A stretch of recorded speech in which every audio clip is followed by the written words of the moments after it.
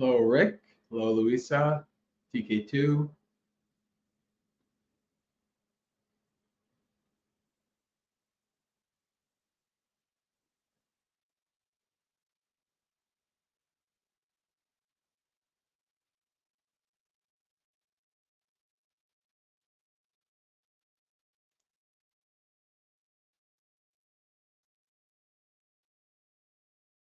Testing. Hello, Yankee and Jay. How's my internet connection, audio, video, the whole deal?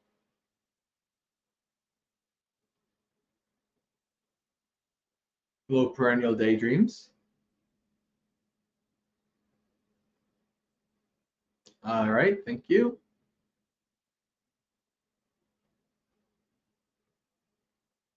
Hello, John and Audrey.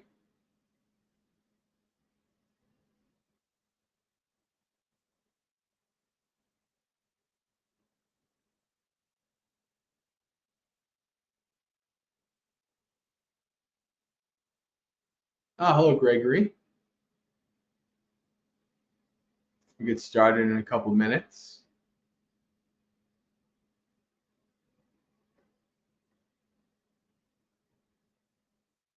Depending on how engaging everybody is, I might call this an early night, maybe only about an hour. I just finished up a retreat this weekend and didn't get too much sleep last night, so I'm kind of tired. But we'll see if everybody's active and engaged, and that gives me some energy. Then I'll stay up a little bit later, but probably only about an hour tonight. We'll see what happens.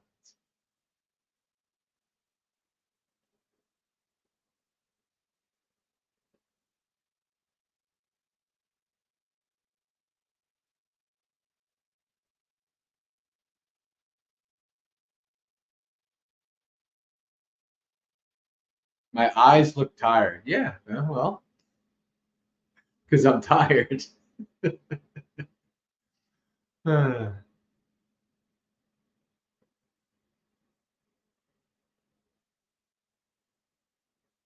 Perennial daydreams. Yeah, Christian. Yeah. Okay. Yeah, I believe you made that comment. You told us this before, although it was a while ago. So thank you for reminding me again. Hello, Metika.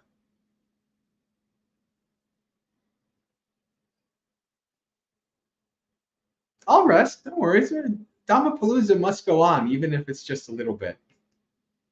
I was just with Bhante Saranapala for about 45 minutes doing his session. Every other Monday, he has a bunch of monks get together on Zoom and talk about different topics. Hello, Karuna. Hello, Janta.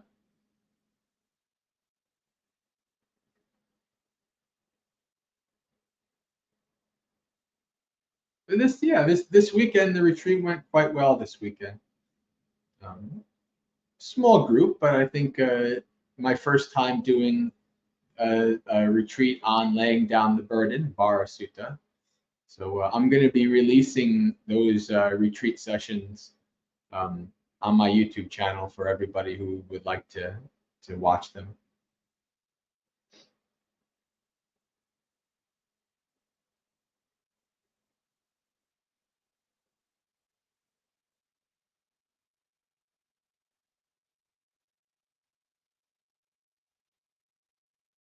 All right, I think we can get started. Let's share screen.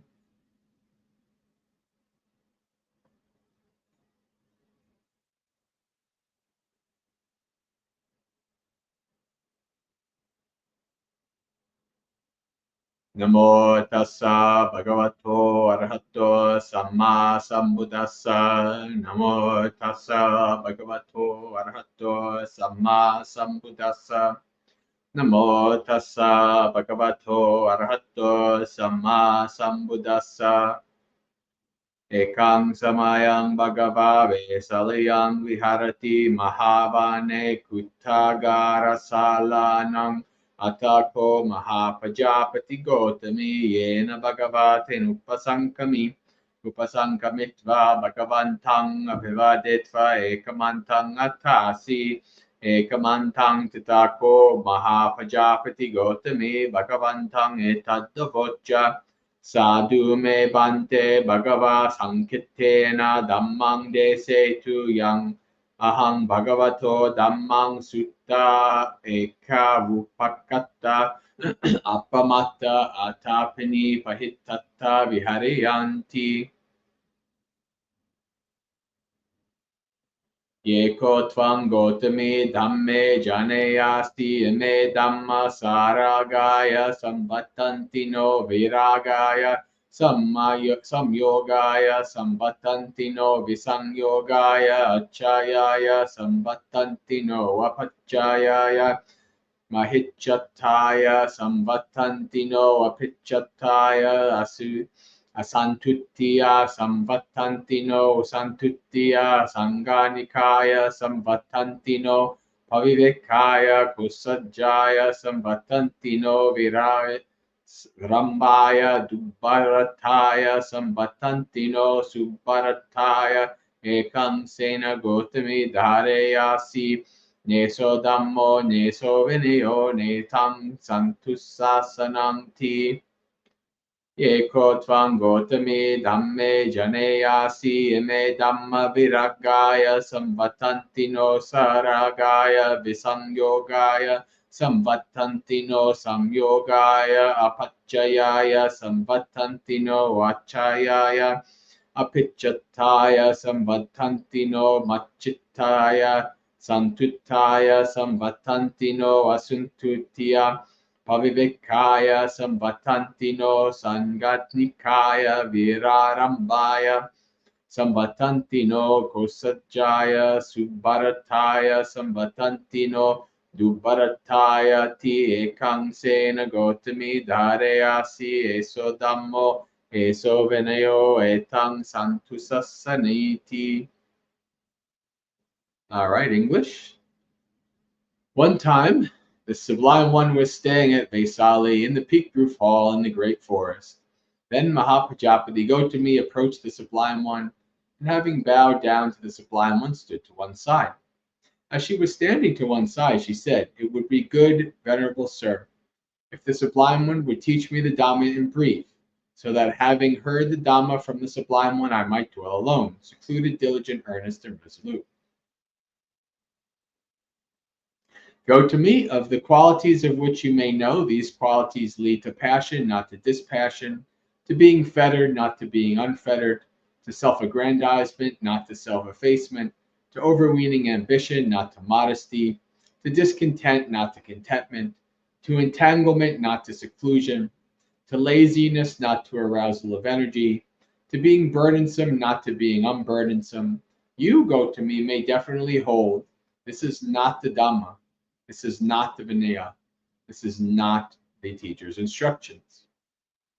As for qualities which you, go to me, may know, these qualities lead to dispassion, not to passion, to being unfettered, not to being fettered, to self-effacement, not to self-aggrandizement, to modesty, not to overweening ambition, to contentment, not to discontent, to seclusion, not to entanglement, to arousal of energy, not to laziness, to being unburdensome, not to being burdensome.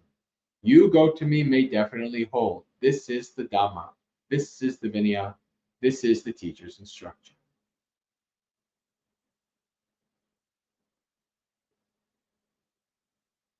All right, friends. Well, welcome. It is Monday night, at least where I am. And that means it is time for another Dhammapalooza, the festival of Dhamma with the Maggasekha community, where we do a variety of different Dhamma-related activities. We just did some chanting. Later on, maybe we might do some meditation. As I said earlier, this might be an early Dhammapalooza so that I can get some rest. We'll see. We'll see how energetic I become from our discourse. But so in the chat in the next couple of minutes, if you have any questions you'd like me to answer, you can put them in the chat. If you have any topics you'd like me to discuss, you can put them in the chat. Any topics you'd like the community to discuss, you can put them in the chat. And if nobody has anything, well, maybe we'll read a sutta. So who has joined? Visakha has joined us. Welcome. Oh, we have quite a number of people with us. Well, if you're joining us for the first time, please feel free to say hello in the chat if you like, so that we know who's here with us.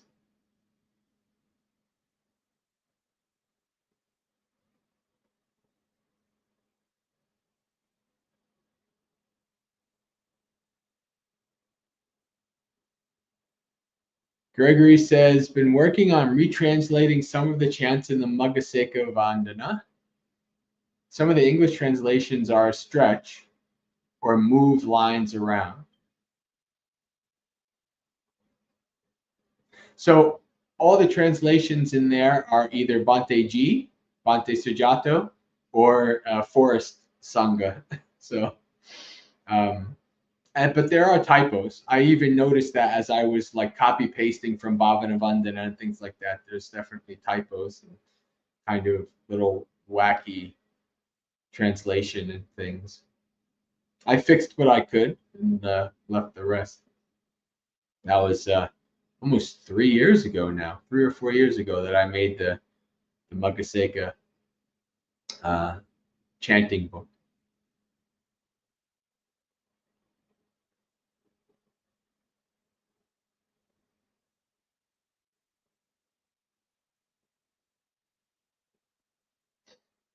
OpenAI does very accurate Pali translations. Well, I hope so. I mean, something like translation of language is pretty straightforward. At least for an AI that can basically scour the internet to get all the information, right? So it's, there's some nuances, but something like that's pretty straightforward. When an AI chat program can speak from wisdom, then I'll be quite impressed. That probably won't happen in my lifetime.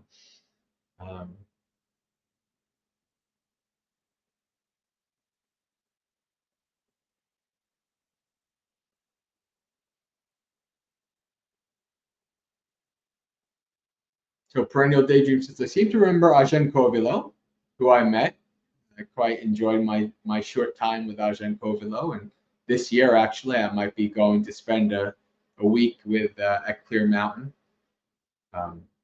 Not at, because they don't actually have a place yet, but in Washington State there by them, spending some time with them, hopefully.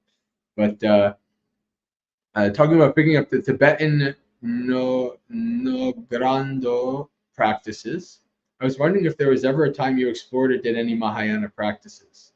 What is your opinion of doing so if you're a Theravadan?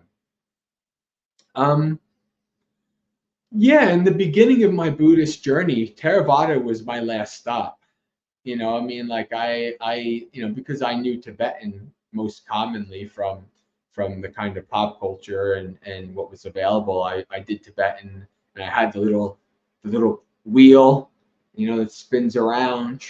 It has like the little ball. I had the little wheel thing and all that, and I tried that, and I tried a little Mahayana, but my path through those was pretty quick.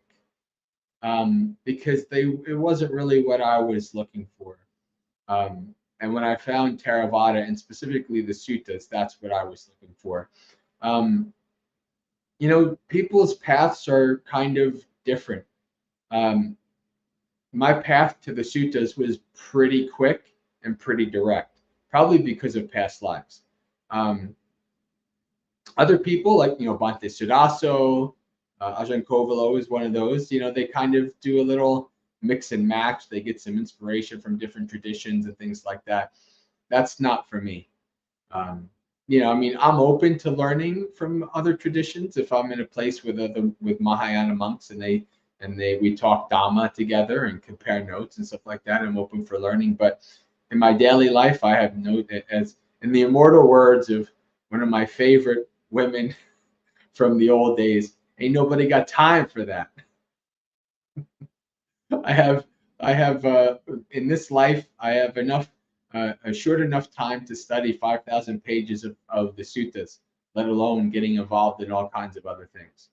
So that's my triaging in this life. My focus on this life is the suttas. anything else that kind of comes around, I'm open to, learning about it, but it's not for me. No, other people are different. Some people, the people who, another example, Reed. Some of you might know Reed if you've been on the Discord long enough. Reed was one of my main mods for like 3 years. I mean, he really helped me build up and others too, but like he was a pretty core member of Maggasekha Discord for a number of years. And one day he's like, I'm retiring from modding and now I'm Tibetan. I'm like, oh, okay. I didn't see that coming, but I mean, it's part of your path, and it's part of your path. It's what it is.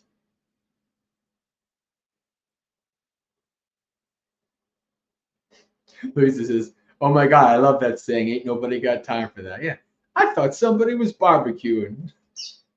I ran out there. I didn't bring my shoes or nothing. I love that woman and that meme.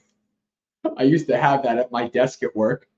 Ain't nobody got time. Like people come and I'd be like, look at the sign. Ain't nobody got time for that. That's how old that is. Like now at this point, it's like 13 years, 13 or 14 years ago. Uh,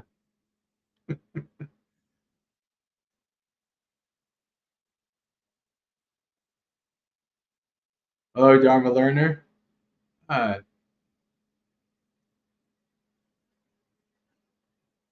I just chill.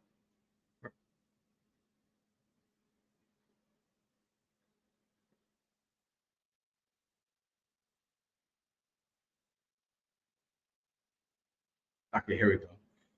So Tommy, oh well, good to have you with us, Tommy. You set up notifications so you wouldn't miss. Very good. And I forgot to. I usually make this stream through the Streamlabs. I usually make it like a week beforehand, or at least 4 days beforehand. But I totally forgot with the retreat and everything, so I just made it like an hour before.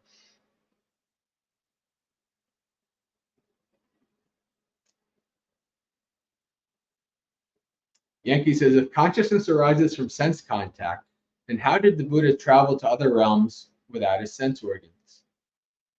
So consciousness arises not from contact. Consciousness, so sanya, no, not vijnana, and namarupa arise dependent on each other. So consciousness, mind, and body arise dependent on each other.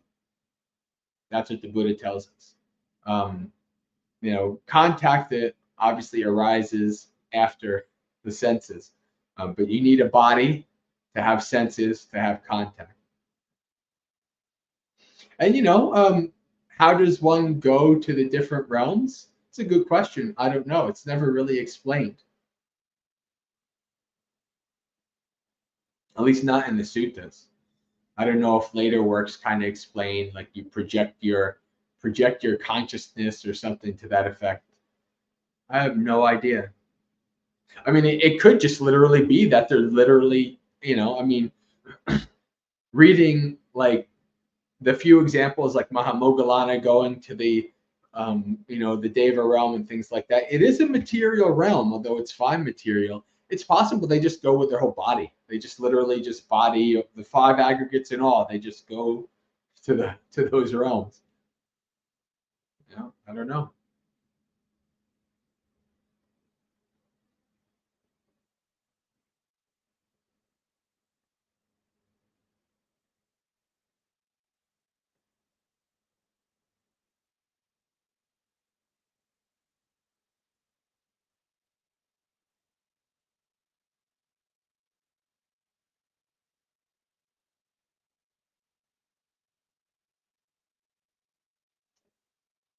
Rick says, Bante, can you talk about lay practitioners, how lay practitioners can set a pace which is supportive of practice and supportive of the ending of suffering?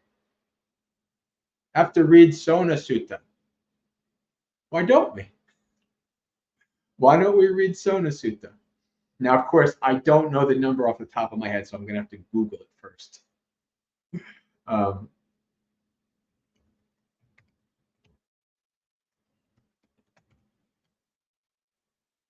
655. This is it.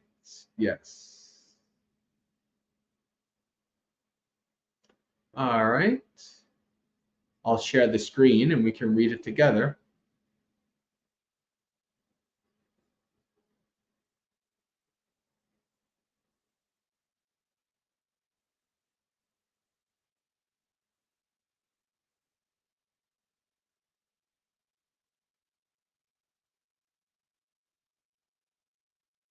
Don't get your hopes up too much, Visakha. It's a very short sutta.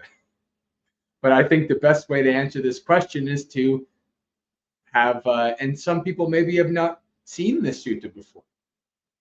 So I think it's important sutta to go over with Sona.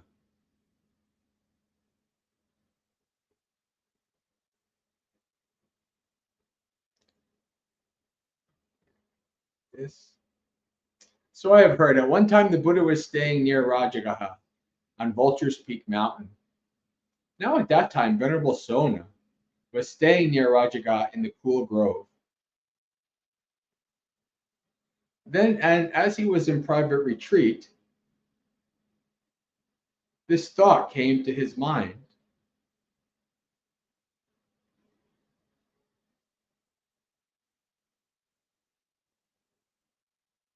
I've got to sworn it was when he was doing walking meditation, not private retreat. I think this might be the first time I'm seeing Bhante Sujato's translation of this. So when he was in private retreat, this thought came to his mind. I am one of the Buddha's most energetic disciples. Yet my mind is not freed from defilements by not grasping. But my family has wealth. I could enjoy wealth and make merit. Why don't I resign the training and return to the lesser life so I can enjoy my wealth and make merit? Then the Buddha knew what the Venerable Sona was thinking. As easily as a strong person could extend or contract their arm, he vanished from the Vulture's Peak and reappeared in the cool grove in front of Sona and sat on a seat spread out. Sona bowed to the Buddha and sat down to one side. The Buddha said to him, Sona, as you were in private retreat, didn't this thought come to your mind? I am one of the Buddha's most energetic disciples. Yet my mind is not free from defilements by not grasping. But my family has wealth. I could enjoy wealth and make merit. Why don't I resign the training and return to a lesser life so I can enjoy my wealth and make merit? Yes, sir. What do you think, Sona? When you were still a layman, were you good at playing the vina? This is the word here. What is it? Does it pop up? Oh, I don't think I have it set up. The vina.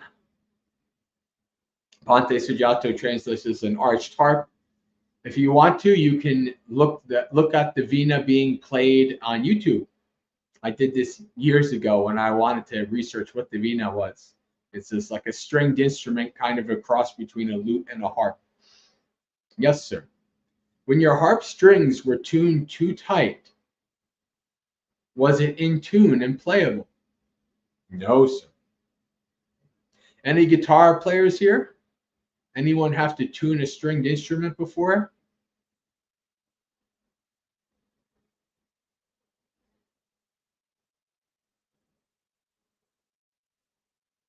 Thanissaro translates it as walking meditation. I knew someone did.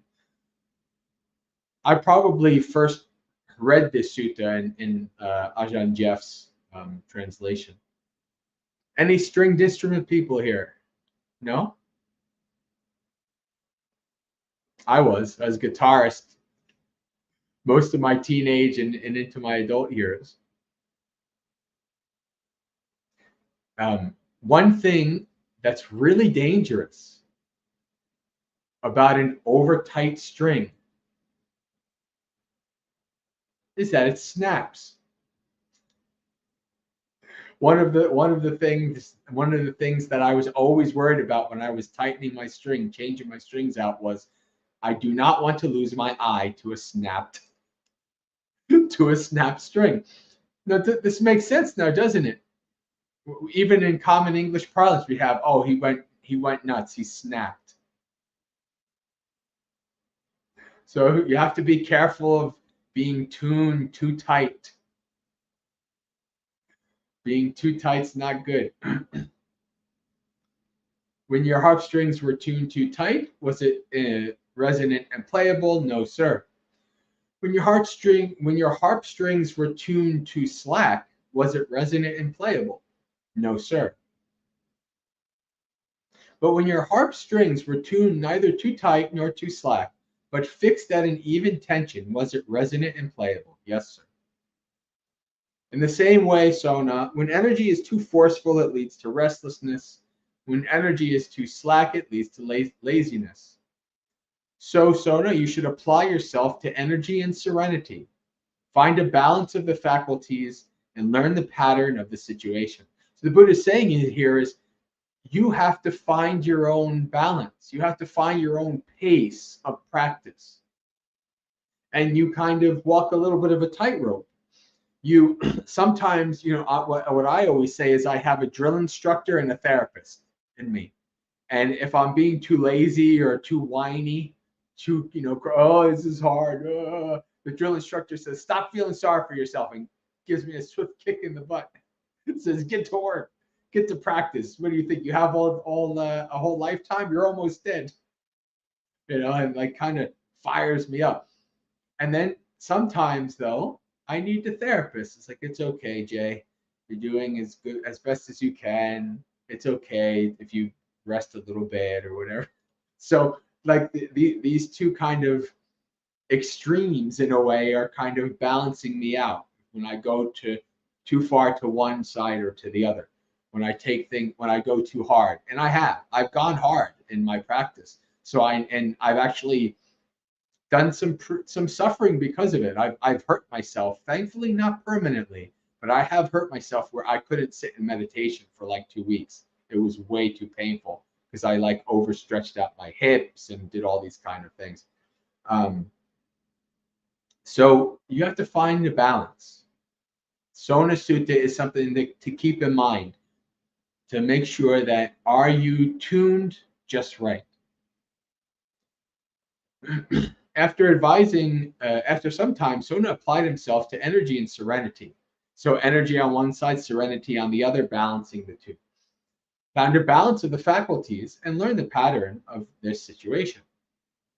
So then he became awakened, he understood rebirth is ended. Why is this so? Let's see. Okay.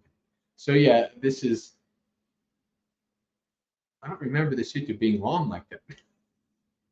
But let me see the parallels because they do have Ajahn Jeff's translation. Yes, it is after doing walking meditation until the skin of his soles was split.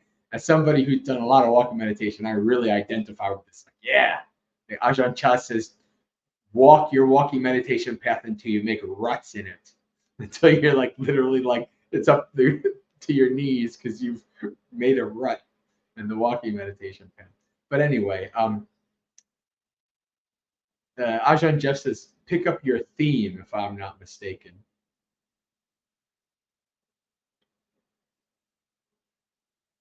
Yeah.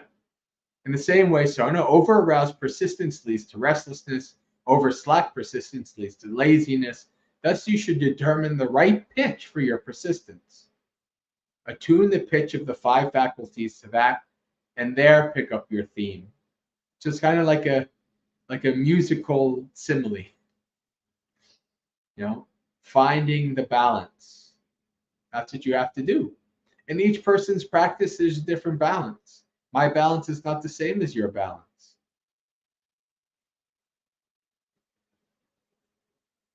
So you have to practice, figure it out.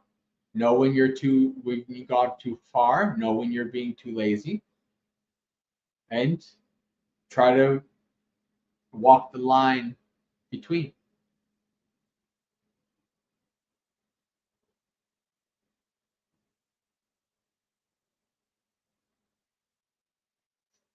Kuna says, no, flute, and I was never in tune either.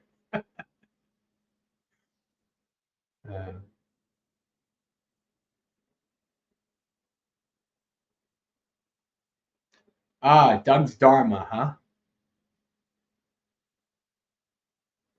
Doug and I are in tune today, I guess. Well, actually, I should say it's probably more like Doug and Rick, because Rick asked the question. Hey, Gretchen. Gretchen says used to play guitar.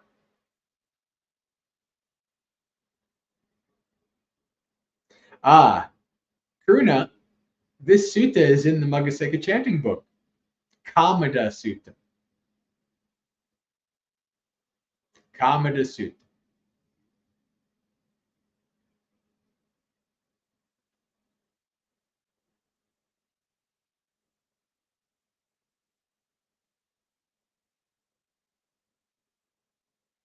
This is not in any other chanting book. This is something that I think it might have been now Samanera Vado at Empty Cloud who suggested I put either him or James, one of the two, suggested I put this in the chanting book as I was making it. Might have been James. Maybe this was before Samanera Vado was part of the Maggasekha Discord. Um, let's go back to that. So we have under short suttas,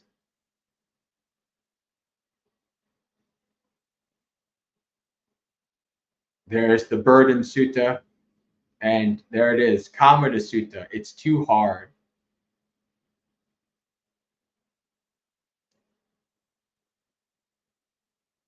Did I put the sutta number in the? No, I didn't. Huh. I don't have the sutta number. But if you put in this Kamada Sutta in Google, you'll get the sutta. At Savati, standing to one side, the god Kamada said to Buddha, "It's too hard, Blessed One. It's just too hard." The Buddha stoically said, "They do it even though it's hard," said the Buddha to Kamada. The stable trainees with ethics and immersion. For one who has entered the homeless life, contentment brings happiness. Such contentment, Blessed One, is hard to find. I'm kind of like playing cratching is a good word for it. Like you're like a whiny, complainy person, like always like negative, like, oh, this is too hard, everything's too hard, everything's against me, life is against me. You've known people like this in your life. Maybe you are one of those kind of people. But such contentment, Blessed One, is hard to find. They find it even though it's hard, said the Buddha to Kamada. Those who love peace of mind, whose minds love to meditate day and night. But it's hard, Blessed One, to immerse this mind in samadhi. They become immersed in samadhi even though it's hard, said the Buddha to Kamada. Those who love calming the faculties have cut through the net of death. The noble ones, Kamada, go on their way. But this path, Blessed One, is rough and hard to travel. Though it's rough and hard to travel, the noble ones, Kamada, go on their way. The ignoble fall headfirst on a rough path, but the path of the noble ones is smooth. The noble ones are smooth amid the rough. This is the Buddha basically being the drill instructor and saying, stop your complaining. Yes, it's hard, but guess what? We do it anyway. We do it even though it's hard, you know? So get over it and start practicing. This is like when in the past when I've taught like mindfulness introduction to meditation retreats, the first thing I tell people is it's hard. I want to give them the expectation that meditation is not easy, because society, outside, they seem to think, they get these like messages, it's like some woman on the beach in like yoga pants and she's like looking all blissed out and she's meditating and people think, oh, I want to be like that. And then they sit down and look at their mind and it's like a battlefield and they're like, what the, well, I guess meditation's not for me. Right? No, it's hard and that's the normal way of the mind. So get practicing.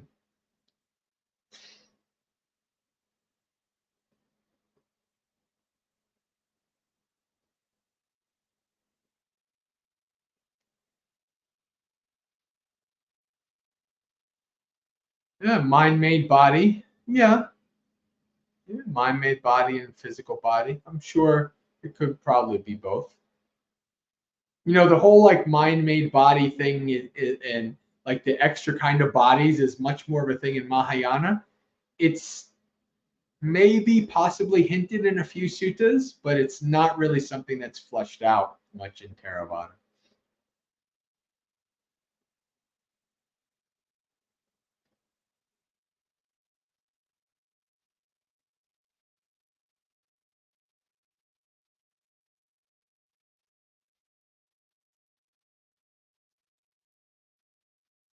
I didn't miss your question, Rick. I will get to it.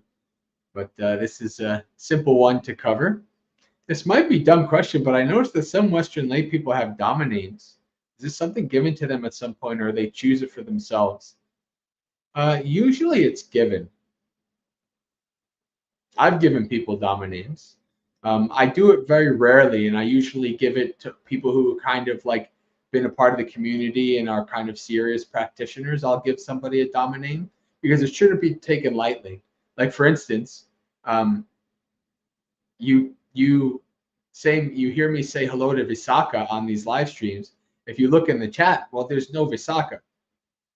It's Elaine. But I gave Elaine the Pali name Visakha probably like a year ago, maybe a year and a half ago now. So usually you get to like at Bhavana, I got my first Pali name Jayanta. Jayanta when I took the 8 lifetime precepts. In some of the Mahayana traditions, you get a Pali name or a Sanskrit name, you know, a Dhamma name, basically, when you take the refuge and precepts for the first time. So there's a couple different ways that somebody gets a name. I think it's a very good, you know, in ancient times and past times, people had rites of passage, right? There's not so much of that anymore in the modern society. You know, in ancient times, like the boy had to go, you know, like whatever in Sparta or whatever, you have to go and survive, you know, whatever 7 days out in the wilderness. And if you make it back alive, you've passed the test. Like there's all these kind of like, you know, rites of passage and things like that. It's marking a transition, right? From young, you know, from like childhood to adulthood. And so what I find is that when a Buddhist convert, when you take the precepts, when you get a Pali name, that's kind of like marking a transition. It's like a rite of passage. So when I got my Pali name, I had already been a Buddhist. I mean, I took the refuge and precepts ceremony. I did all of that. I didn't get a Pali. I didn't get a name there, but I had already been a Buddhist almost 4 years, meditator 7. And it was kind of like part of me taking that 8 lifetime precepts is kind of like this is a further step, going deeper along the path, taking on more precepts, you know. And so I think it should be reserved for that kind of a thing, not just kind of given willy-nilly. You know, it's like I am now taking on kind of a different identity or a part of, or you know, my identity is now adding another dimension. This is my name, right? This is my legal name. This is my Dhamma name. And then if a place gives you a Dhamma name, usually what happens is they start calling you by that name. You know, when I was visiting Bhavana for 3 years, every couple of months when I'd visit, it was, hey, Jayanta, how you doing? Hi, Jayanta. You know, so, and that's what they knew me by.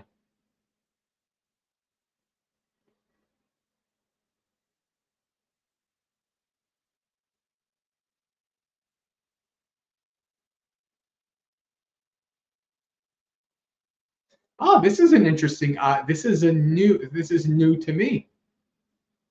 Oh, so this is a new. way of giving names that I've not heard of. Mine was given by a monk as a small child, suggested by my mother to fix what was wrong with me. Most people at our temple got a Vietnamese Dhamma name. There you go.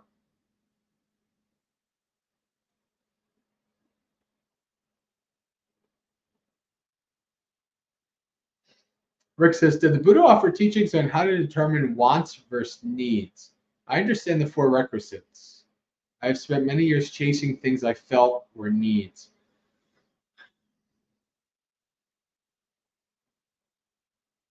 You know, the kind of like wants versus needs terminology is not really a kind of dynamic that the Buddha talks about per se. You know, he talks about tanha, he talks about craving, and craving comes into play in both wants and needs, right? You know, we're human beings, so we have various biological drivers. Those are, you know, those can be, you can see that, you know, like in terms of an animal, in terms of the species, you know, there's a biological need to eat, to procreate, etc. Right?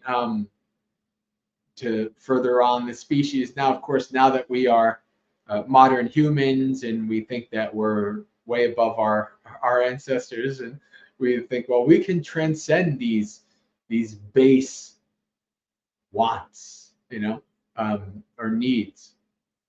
And, you know, some of us can actually, but so I think the craving can work for both. The craving is both with wants and with needs. Now, the trick is to have the wisdom to understand which is which, and to understand that not all of your wants are bad. You know, just because you want something doesn't necessarily mean that it's a bad thing. Now, of course, you could ask yourself, do you really need this? That's a good question, line of thinking to go along with. But it's not necessarily a bad thing. You know, some people will want to, you know, get a better job so they can make more money for their family. And they think, you know, like the family will have a better lifestyle, will have more money to do this, this, this, and this. It's like, you don't really need that. But having it is not necessarily a bad thing. And so having discernment and mindfulness to kind of be able to see that, okay, these are my wants. You know, this is the desire that's arising. Do I really need this? Is it a skillful desire? You know, should I really be spending time on acquiring this? You know, these are the kind of questions, the line of investigation and questioning that you can put forth to yourself when trying to decide, you know, these things.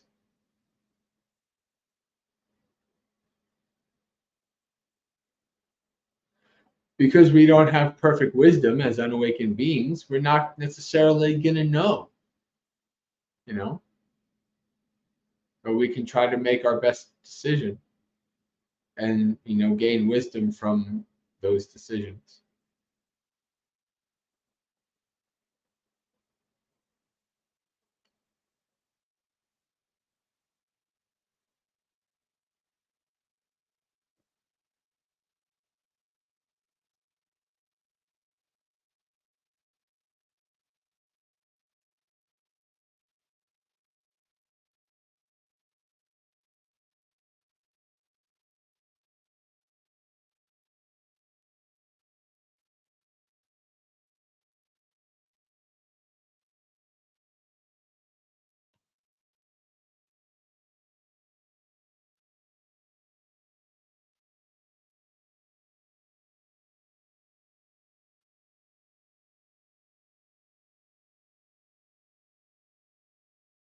I don't see anything in the chat.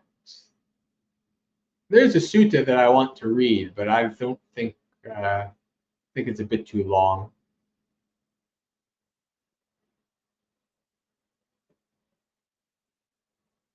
So I don't want to go into it just yet. Oh wait, did I miss? Did you post that before, Gregory? Did I miss that or no? Or did you delete it and then just post it again? Because I thought I saw this question before. Oh yeah, yeah, you did. There it is. I did miss it. All right. Is it useful to also interpret the wheel of rebirth as mind states in this life, or is it misapplying the concept of rebirth? Um,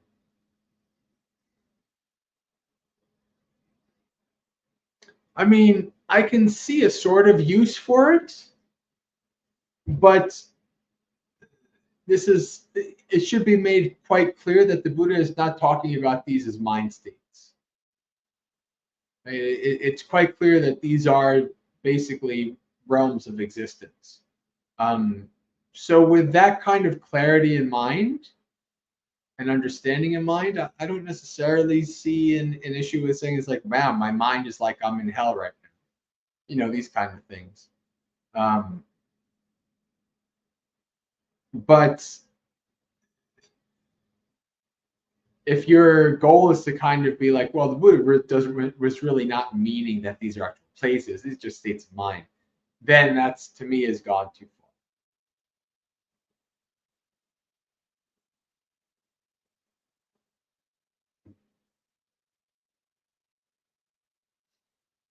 I don't know how. I mean, I can see hatred as hell, perhaps, but I don't know that I can see lust as animal realms. Because I'm thinking like, animal realm is pure instinct. So I mean, I guess lust can be part of your instinct, but it's kind of more than that. Um, yeah, I don't know.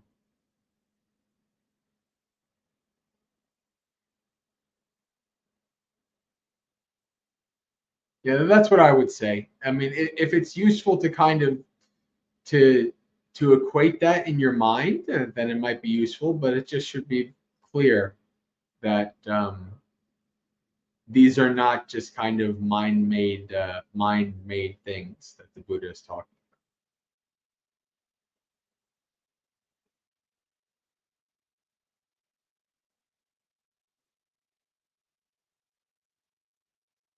Last question. I was wondering if lay people were allowed to join in the discussion portion of Samhitas Mondays. The last couple I went to as a layperson read, but the discussion was mostly monastics. Yeah, no, people can discuss. Um, yeah, that's this. Yeah, perfectly fine. People can discuss. I think most people. Um, I think most people kind of feel like they don't really have enough knowledge to discuss. They just want to kind of listen. And I remember when I was in that part. Um, then you have people like Patja, who likes to discuss and likes to put input in. Um, but yeah, that's why we make pause. We pause while we're reading the suttas for people to kind of ask for questions, clarifications, have a discussion, etc. Um,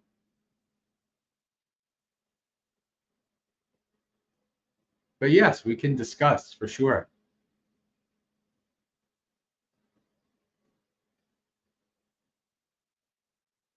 Now, of course, I might, cut discussion short if we're spending an hour on one sutta and topic, and then, it takes us 15 years to finish out the Samyutta Nikaya. That's no good.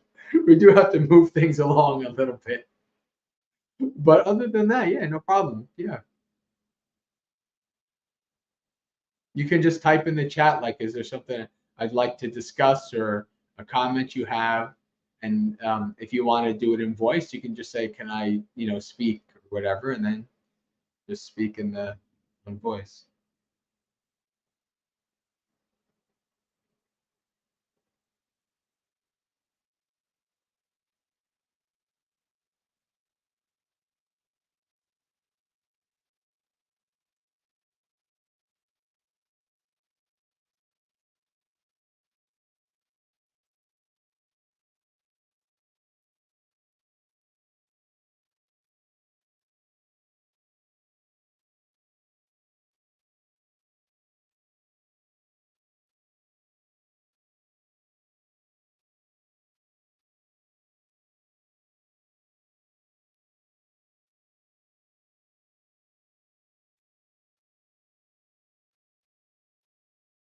I've been deepening my practice around the seventh precept. I've already let go of a lot: music, movies, TV, most books, sports. There's just a couple of things that keep me hanging on. And it seems like when I'm sick, physically challenged, I really lean on them not to face dukkha, the mind and body. Yeah, that's very common. Very common. I wonder when and how to release these last bits of entertainment, like nonstop audio books when I have COVID. So this is it's very I experienced this myself. I understand this. Because when you have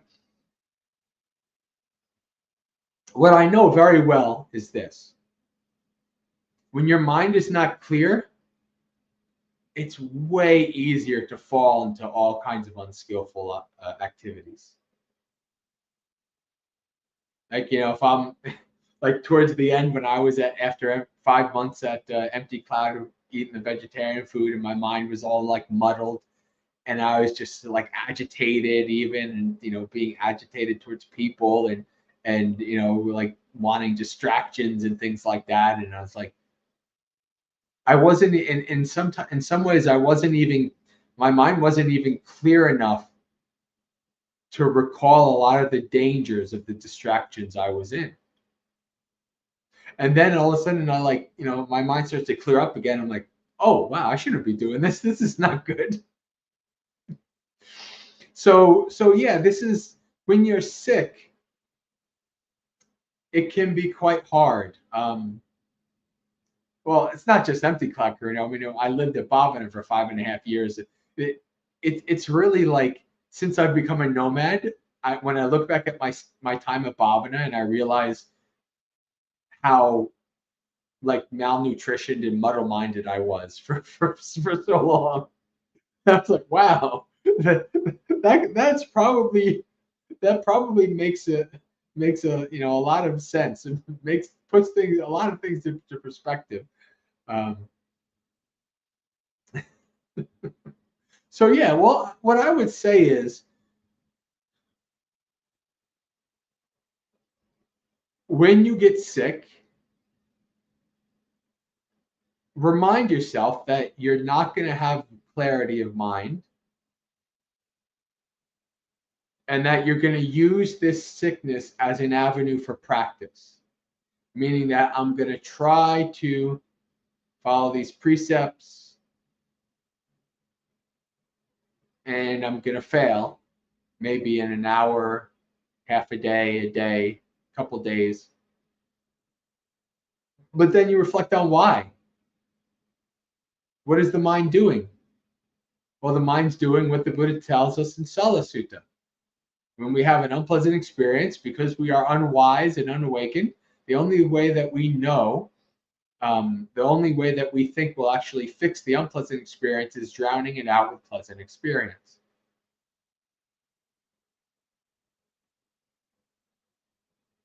That's the reflection for when you're sick. I'm in an unpleasant experience right now. My mind is really, really desiring to binge watch this show or do whatever, Can I patiently endure that?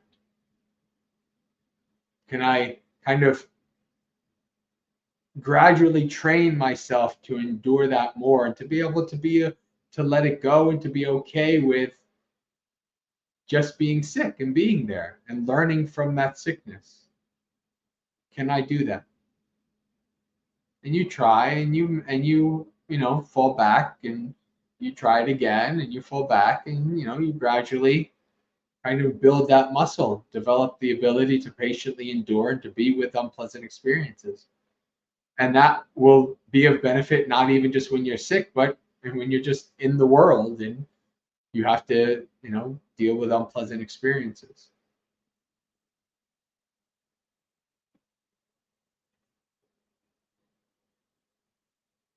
And also about the Empty Cloud, I'm actually using this to my advantage, right? Because I was with family for so many months, and I gained like 25 pounds that I don't want. And now, since I've been here at Line of Wisdom, eating what I'm eating, I've lost 7 pounds already. So it's like, So I was like, yeah, I'm kind of malnourished and I'm not quite muddle-minded just yet, but probably at the end of my 2 months, I'll start to be muddle-minded. But it's a good weight loss program for me, at least.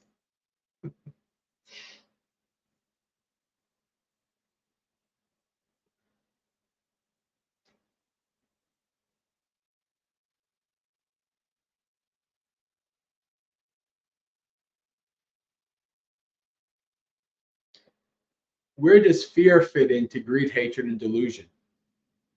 All three. It fits into all three. Fear that you're not going to get what you want, fear that you're going to have to deal with what you don't want, and fear of things that you, through your deluded state, see as suffering.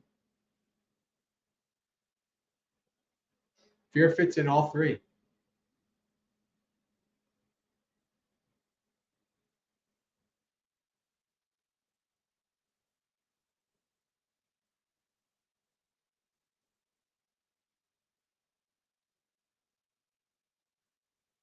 No, you won't, because I'm not going to stay long enough to have to be taken care of. It's a vegetarian place, just like here is a vegetarian place. Um, are you going pin to pot at Line of Wisdom? It looks like you have a bull pouch in the mornings. No, no, that's actually me bringing out my tablet and all the stuff I need to do the stream.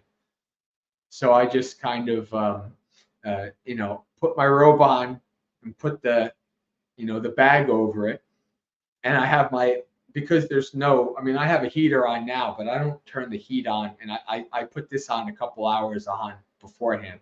But in the mornings, I don't come out at like 5 a.m. and put the heat on. I just come out in the cold. It's like having a cold plunge every morning. I quite like it. So it's like 35 degrees in here. I have my hat on and everything, and I have my Sangati around me, and we do morning monastery experience. It's quite nice, actually. I don't mind it. It also gives me an excuse to wear my Sangati and practice these kind of things. I do go for a walk after the MMEs here. There's a nice little kind of path, like a circle. So I go 3 times around, and I get some sun. Getting sun in your eyes in the morning is really good for you. Not like literally like staring at the sun, but just getting some sunlight in your eyes is actually really good. So I like to try to get sunlight in the morning.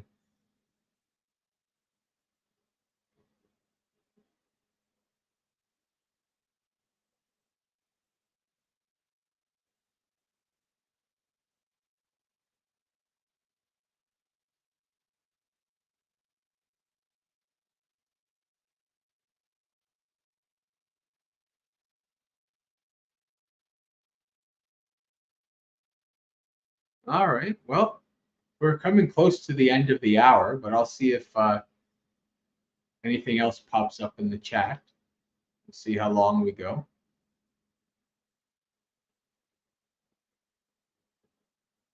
I'm supposed to be up to lead puja at 5 o'clock tomorrow morning, and I don't know if I'm going to do that either. I might take a rain check and sleep in a bit. We'll see.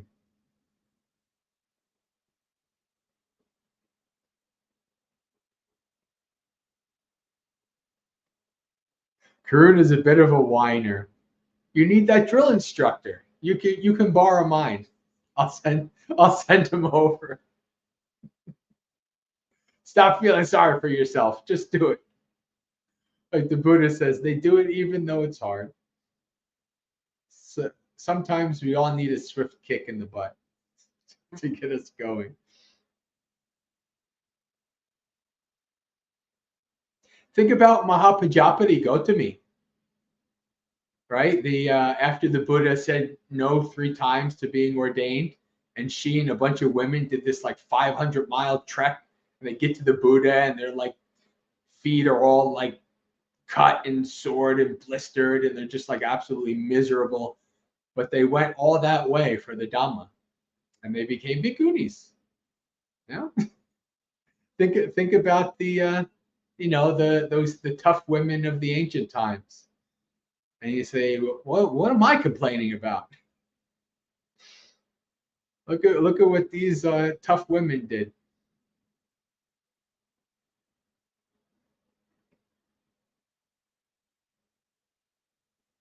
All right, Perennial, have a good one. You've been memorizing the 8 grounds of laziness. Very good. Well, you don't even have to memorize so much things about laziness. All you have to do is memorize one thing. The Buddha says, there is only one time where I approve of laziness. That in following um, a badly expounded Dhamma and discipline. Meaning, like if some teacher is telling you to go out to steal, to kill, to commit sexual misconduct, to lie, and all that stuff, be lazy in that. Be lazy in doing unskillful things. Be energetic in doing skillful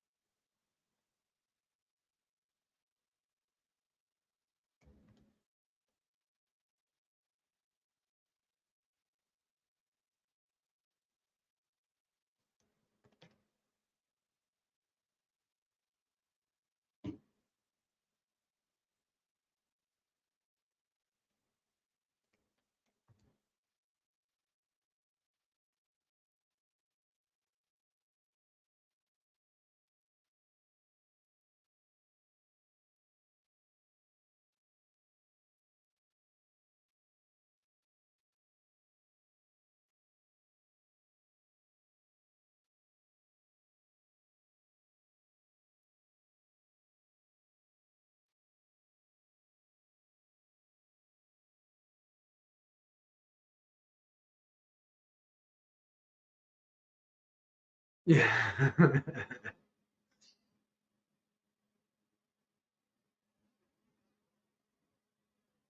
Yeah. I ate too much. Yeah, that is a funny list. It really is. And Vasaka had 69 grandchildren. Yeah. She was very prolific.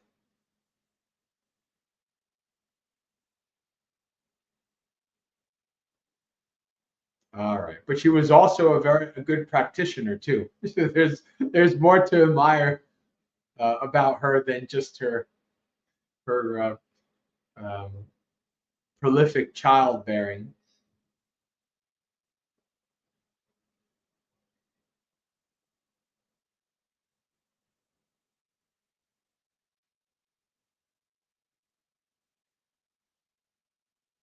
Yeah. Well, why are they funny? Why are they funny? Because you see yourself in them.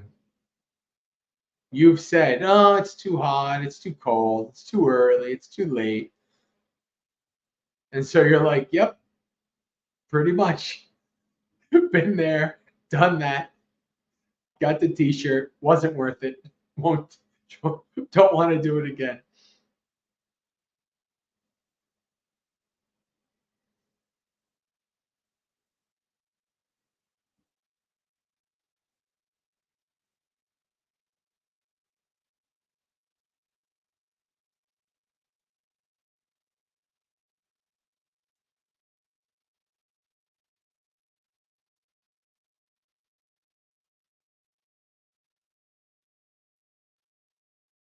All right, friends. I think I'm going to call it a night. I think this is a good time to stop. So, Suki Hotu, may you be happy and at ease. Practice well and be well. May you have a spiritually successful and peaceful practice until we meet again. Have a good night.